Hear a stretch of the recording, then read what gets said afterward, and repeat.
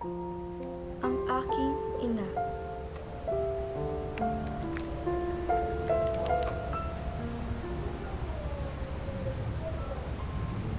Sa pagdilat ko pa lang, siya ang unang namasdan.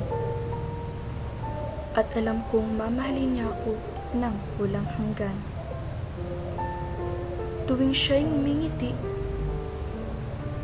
dala rin ito'y tawa sa aking pisngi. Kapag nandyan siya'y tila ba ako'y nasisiyahan. Sa kanta niyang malambing, ako'y agad napapatahan. At kahit siya'y pagod dahil ako'y inaalagaan, ni minsay di ko nakitang siya ay may kahinaan. Nang ako'y tumanda at lumaki, di ko napansin siya'y nawala sa aking tabi.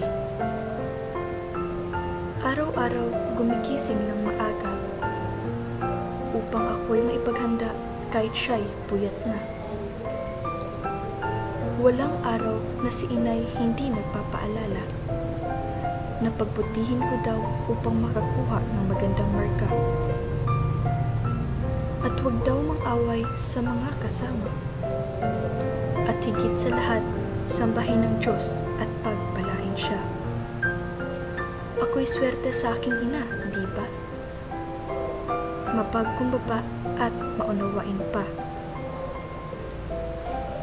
Kaya nga, walang katulad si ina.